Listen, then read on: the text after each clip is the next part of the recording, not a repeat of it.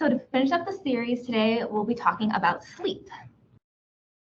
So good nutrition and consistent movement are important components of a healthy lifestyle, but sleep is really the foundation. You need all parts to be, to be healthy, and it's really important that we have the sleep as the foundation, in addition to the good nutrition and physical activity and all those other components of a healthy lifestyle. So some of the basics about sleep. When you're asleep, your body recharges and restores.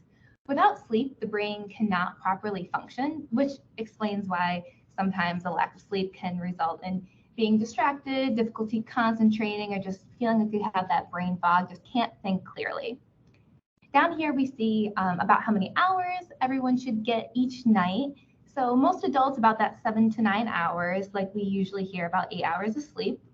And kids ages 6 to 13 need a little bit more, 9 to 11 hours, and teens need about 8 to 10 hours. How does nutrition play a role with sleep? So nutrition is linked with circadian rhythms, metabolism, and nutrition. It's all really important that we get the right nutrients so our bodies can regulate these cycles properly. Dietary quality and intake of specific nutrients can impact our regulatory hormonal pathways to alter sleep quantity and quality. So this is really important because it's not just about how much you sleep, you want to get quality sleep as well. So sleep affects our intake of total energy as well as the specific foods and nutrients through biological and behavioral mechanisms. So what we're talking about here and how nutrition and sleep are connected is what we eat affects how we sleep, but also how well we sleep and how much sleep we get affects what we eat.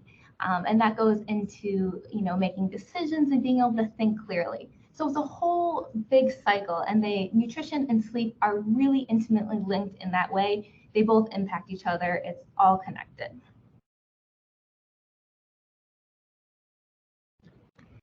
So we're going to talk a little bit about feeding pattern and internal rhythm here. So first, we're going to talk about what types of foods and nutrients you consume. So high fat and high protein foods may disrupt sleep if you're eating those too close to bedtime. If you're looking for pro-sleep foods, really starchy carbs lead to tryptophan, which leads to melatonin, and we know melatonin can induce sleepiness. On the other side of that, for pro-wakefulness, meats and nuts contain tyrosine, so that is an amino acid, and that is connected to epinephrine and wakefulness. And I do want to mention here at the top about the research. There's not a ton of research on this, but everything that we do know is pretty intriguing so far. Now we're going to talk about the when part of the food. So eating during a dark phase, so typically, about after 8 p.m., of course, that changes all the time, but this may change your circadian rhythm shifts, and it is associated with obesity. So eating during the light hours is ideal. Meal irregularity is adversely associated with cardiovascular disease and metabolic syndrome. So this is just saying that the more irregular your meals are, there is an association with some of these diseases. Now we're going to talk about how much. So the amount of food you eat. Overeating can be linked to poor sleep quality. Oh, sorry about that. I'm sure we've all experienced this before, where you eat too much and you feel really full and you're just kind of uncomfortable. That can really affect your sleep quality too. In addition to this, your digestion slows during sleep. So if you're eating a heavy meal really close to bedtime, first of all, that's a lot for your body to digest, but also your body is digesting it more slowly already, so it won't provide as restful sleep as you could be getting because your body is working on trying to digest that, and it's already going slower because you are sleeping. So the what, the when, and the how much all affect eating and sleep. As for diet composition and sleep quality, the influence of dietary intake on sleep variables is being uncovered. It's associated with poor sleep quality is low fiber, high saturated fat, and high sugar intake. So just like with a lot of other recommendations, these things are associated with poorer outcomes. We're really looking for that well-balanced diet, just like you hear, to help immunity and to help your overall health. They're all very similar things, like avoiding those high fat and high sugar foods. Skipping breakfast can be associated with poor sleep quality because this is, it kind of has lasting effects throughout the day. If you skip one meal, you might be hungrier later, and then you're ending up eating a really late, at a late time at night. Other things associated with poor sleep quality is if you're not eating for a long time. And this just goes back to that irregularity of meals, waiting to the end of the day to eat more, then you're going to bed, having a lot of food in your stomach, that could affect sleep quality too. Of course, just like with everything, we need key nutrients in order for us to sleep well. Some of these are calcium, magnesium, and of course, lots of vitamins. Caffeine, alcohol, and tobacco are also associated with poor sleep quality. And on the other side, what's associated with better sleep quality?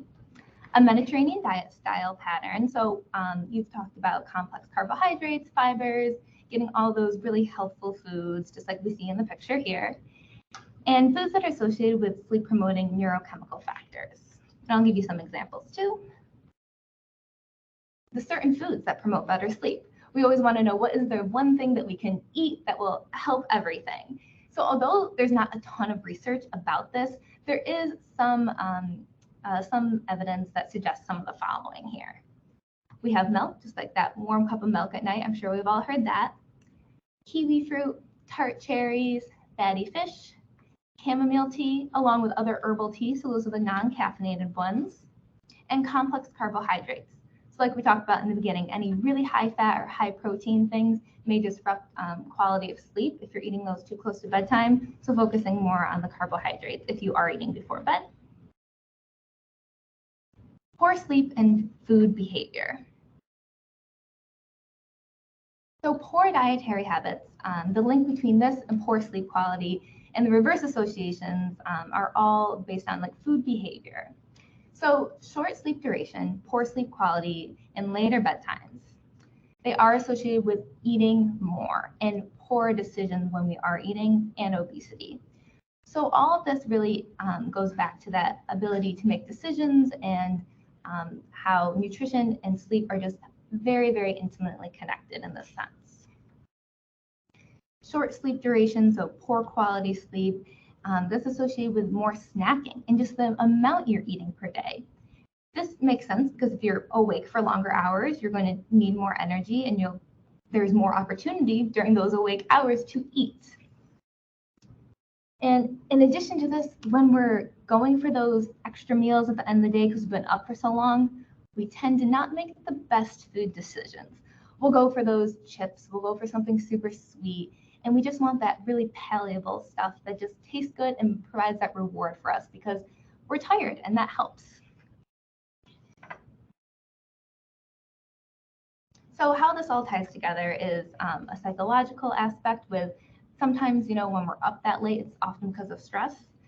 And it's not, and when we reach for those super palatable foods, we also have a greater sensitivity to that food reward. So when we eat something sugary, it tastes even better to us when we're sleep deprived like this and we've stayed up really late. Disinhibited eating means when you get to that point during the day where you're like, I don't care anymore, it just is what it is. So this can happen more as the day goes on and the later it gets. We also have changes in appetite hormones. The hormones listed here are the ones that affect our appetite. So insufficient sleep has an influence on eating behaviors. It's all a cycle. So the less sleep we get, the more likely we are to make these poor decisions. And with the poor decisions, we're less likely to have a better quality sleep because of these poor foods we're eating. It's all linked. So here's some few tips for better sleep. I'll put them all up here. So as we kind of look at these generally, there's a lot of things that you probably already know. Eating as best we can, limiting those added sugars, watching the alcohol, watching the caffeine, and just trying to keep a regular schedule of regular meals. You'll get a copy of these slides so you can look through them in more detail. But generally speaking, we're just like Danielle has talked about in earlier sessions throughout the month. It's just doing your best to get a quality diet in and looking at the whole lifestyle pattern. So it's not all about nutrition. There's a lot of other components that go into getting a quality sleep. So as I pull these up here, I wish that nutrition could solve everything, just nutrition as it is, but we have to take into the whole lifestyle aspect. So we have to watch out for these things. There's a lot of different suggestions here about being exposed to light and limiting your naps, and of course, trying to reduce stress and relax when you're able. The temperature of your sleeping area is important too, and a lot of other tips here. And as I finish up, here's a quote. "Early to bed, early to rise makes a man healthy, wealthy, and wise," from Benjamin Franklin. So thank you so much for listening. I'm glad I didn't go over. And happy National Nutrition Month again. I hope you all were able to learn some things about sleep, and we're happy to take some questions now.